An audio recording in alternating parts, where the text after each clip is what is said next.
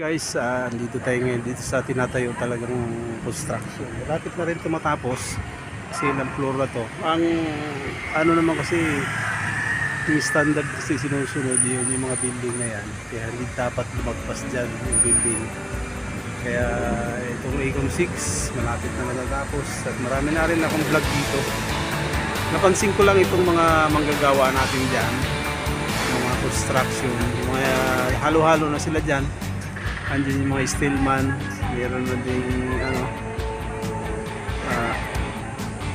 steelman, lahat halo-halo na sila dyan. Tinan mo, nagtulong-tulong sila na may tayo talaga itong building na to. Saka dun sa kabila yung mga tower crane, operational din kasi kailangan sabay-sabay sila magtatrabaho. Kasi sa panahon, noong unang panahon kasi, mga late 1980s, hindi po pag-start ng construction, manual ang ginagawa. Kaya ngayon, iba na ngayon, high-tech na kasi nagkaroon na ng tower crane.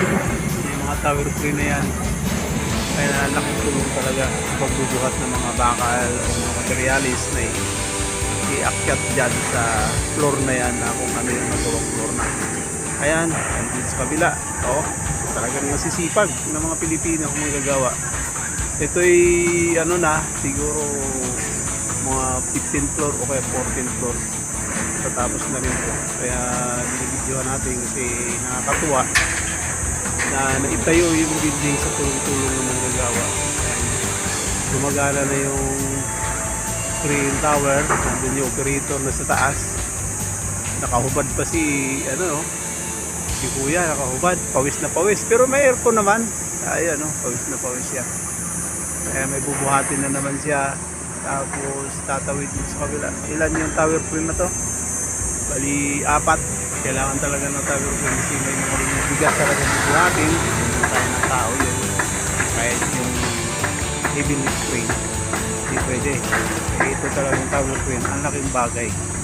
Tapos pag nabaklas naman yung ano na yan, pagkatapos na may akyat na makumpleto yung floor, unti-unti na rin mabaklasin yung tower crane na yan. Kaya yan guys, yan sila. Ayan, nasisipag. Next week siguro, kaya magbubuhos na naman sila. Ilang buhos na yan.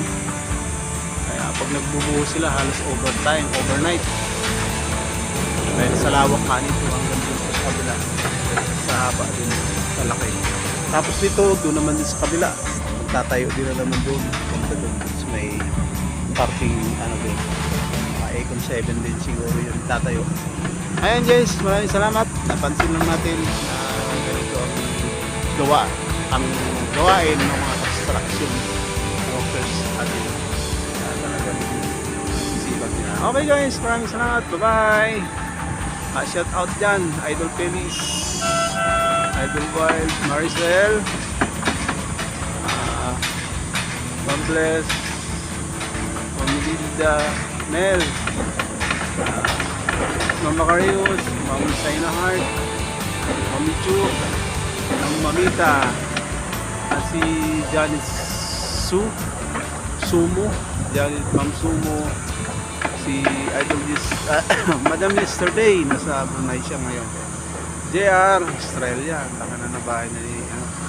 Okay, maraming salamat. Hindi na kalimutan mo dyan. Maricel, Jacqueline Pin, Jack, kumusta ka lang Jack? Mayunis, si Adol Pisay, lahat ng natin dyan. Maraming salamat guys. Thank you, bye bye. Good morning.